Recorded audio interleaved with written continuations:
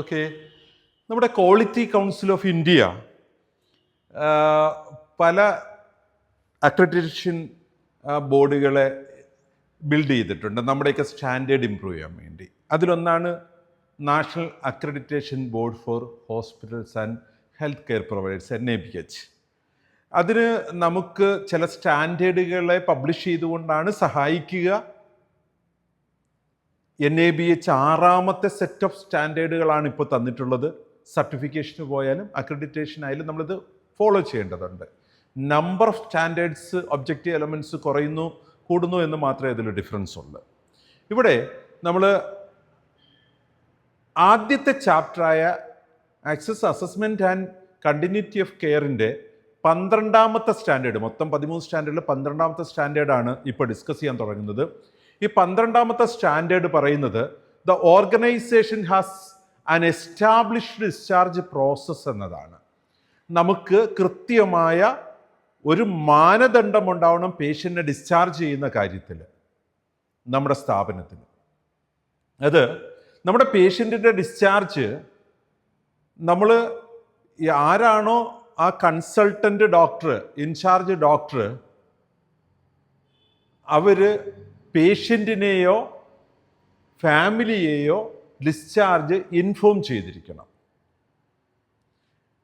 ആ പേഷ്യൻ്റെ discharge process plan ചെയ്യുമ്പോൾ പേഷ്യൻറ്റുമായിട്ട് consult ചെയ്യണം, ഓർ ഫാമിലിയായിട്ട് കൺസൾട്ട് ചെയ്യണം. അല്ലാതെ നമ്മളങ്ങ് ഡിസൈഡ് ചെയ്തിട്ട് തള്ളി വിടുകയല്ല ചെയ്യേണ്ടത്. പേഷ്യൻറ്റുമായിട്ടോ അവരുടെ ഫാമിലി മെമ്പേഴ്സുമായിട്ടോ ഡിസ്ചാർജ് നമ്മൾ കൺസൾട്ട് ചെയ്തിട്ടാണ് ഡിസ്ചാർജ് പ്രോസസ്സ് സ്റ്റാർട്ട് ചെയ്യേണ്ടത്.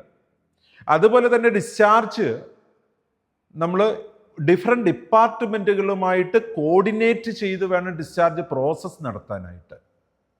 നഴ്സിംഗ് ഡിപ്പാർട്ട്മെൻറ്റ്, അക്കൗണ്ട്സ് ഡിപ്പാർട്ട്മെൻറ്റ്, മറ്റ് വ്യത്യസ്തങ്ങളായ ഏജൻസികൾ. ഇപ്പം നമ്മളൊരു TPA പേഷ്യൻ്റാണ്, ഇൻഷുറൻസ് പേഷ്യൻ്റ് ആണെങ്കിൽ ആ ഏജൻസിയായിട്ട് കോർഡിനേറ്റ് ചെയ്യണം. അങ്ങനെ വ്യത്യസ്തമായ ഡിപ്പാർട്ട്മെൻറ്റുകളും ഏജൻസികളുമായിട്ട് ഈ ഡിസ്ചാർജ് എന്ന് പറഞ്ഞ പ്രോസസ്സ് കോർഡിനേറ്റഡ് ആയിരിക്കണം. നമുക്കൊരു റിട്ടേൺ ഗൈഡൻസ് ഉണ്ടാവണം. ഡിസ്ചാർജ് പേഷ്യൻസിൻ്റെ ഒരു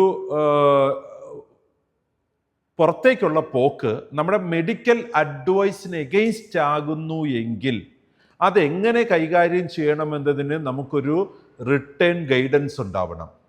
പലപ്പോഴും സംഭവിക്കാറുള്ളതാണ്, നമ്മുടെ ഹോസ്പിറ്റലിലോട്ട് ഏതെങ്കിലും വിധത്തിൽ തർക്കമോ ചികിത്സയിൽ അവർക്ക് തൃപ്തിക്കുറവോ വന്നാൽ നമ്മുടെ മെഡിക്കൽ അഡ്വൈസിന് എഗെയിൻസ്റ്റ് ആയിട്ട് അവർ ഡിസ്ചാർജ് വാങ്ങിപ്പോകാം.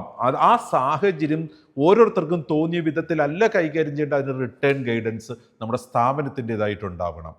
അതുപോലെ തന്നെ നമുക്കൊരു ഡിസ്ചാർജ് സമ്മറി കൊടുക്കാൻ കഴിയണം. പേഷ്യൻ്റ് ഇവിടുന്ന് നമ്മുടെ സ്ഥാപനത്തിൽ നിന്ന് പോകുമ്പോൾ ഒരു ഡിസ്ചാർജ് സമ്മറി കൊടുത്തു വിടാൻ കഴിയണം. അത് എഗെയിൻസ്റ്റ് നമ്മളുടെ മെഡിക്കൽ അഡ്വൈസ് ആണെങ്കിലും പേഷ്യൻ്റ് ഇവിടുന്ന് ട്രീറ്റ്മെൻറ്റ് സുഖമായി പോവുകയാണെങ്കിലും റെഫറൻസ് പോവുകയാണെങ്കിലും നമ്മളുടെ മെഡിക്കൽ അഡ്വൈസിന് എഗെയിൻസ്റ്റ് ആയിട്ട് പോകുന്നതെങ്കിലും നമുക്കൊരു ഡിസ്ചാർജ് സമ്മറി കൊടുക്കാൻ കഴിയണം. ഇത്രയും നമ്മുടെ കമ്മിറ്റ്മെൻറ്റ് കാര്യങ്ങളിൽ പെടുന്നു. ഒരെണ്ണം കൂടെ ഉണ്ട്, നമ്മുടെ ഓർഗനൈസേഷനിൽ നമുക്കൊരു ഡിസ്ചാർജ് ടൈം ഉണ്ടാവണം. ആ ടൈം ഓരോ ബെഞ്ച് മാർക്കിനും അപ്രോപ്രിയേറ്റ് ആയിരിക്കണം. നമുക്കിപ്പോൾ ഒരു സാധാരണ സുഖപ്പെട്ട് ക്യാഷ് പേയ്മെൻറ്റ് നടത്തി പോകുന്ന പേഷ്യൻ്റാണ് ഇത്ര സമയത്തിന് ഡിസ്ചാർജ് പ്രോസസ്സ് കംപ്ലീറ്റ് ചെയ്യണം. ഒരു ഇൻഷുറൻസ് കമ്പനിയായിട്ട് ബന്ധപ്പെട്ട പേഷ്യൻ്റ് ആണെങ്കിൽ അതിൻ്റെ ടൈം ഫ്രെയിം നേരത്തെ ഫിക്സഡ് ആയിരിക്കണം. ആ ടൈം ഫ്രെയിമിനകത്ത് ചെയ്യണം. എങ്ങനെയാണ് ഈ ടൈം ഫ്രെയിം നമ്മൾ മാനേജ് ചെയ്യേണ്ടതെന്ന് വെച്ചാൽ നമ്മളുടെ ഡോക്ടർ അഡ്വൈസ് ചെയ്തതിൽ നിന്ന് ആ പേഷ്യൻ്റ് ഇവിടുന്ന് വെക്കേറ്റ് ചെയ്യുന്നതിനുള്ള ടൈമാണ്. ഇത് നമുക്ക് കൃത്യമായി മാനേജ് ചെയ്യാൻ പറ്റണം. 2 അച്ചീവ്മെൻ്റ് എലമെൻറ്റും ഇതിനകത്ത് നമ്മൾ ഡിസ്കസ് ചെയ്യുന്നുണ്ട്. നമുക്ക് ഒരു ഓർഗനൈസേഷനിൽ ഒരു പ്ലാൻഡ് ഡിസ്ചാർജ് പ്രോസസ്സ് ഉണ്ടാവണം. അതായത് നേരത്തെ കൂട്ടി തന്നെ ഈ പേഷ്യൻറ്റിൻ്റെ കണ്ടീഷൻ അനുസരിച്ച് ഡിസ്ചാർജ് സംഭവിച്ചേക്കാവുന്നതും ആ ഡിസ്ചാർജിന് ശേഷം ഉണ്ടാകാവുന്ന കാര്യങ്ങളെക്കുറിച്ചും ഒരു പ്ലാൻ ഉണ്ടാവണം.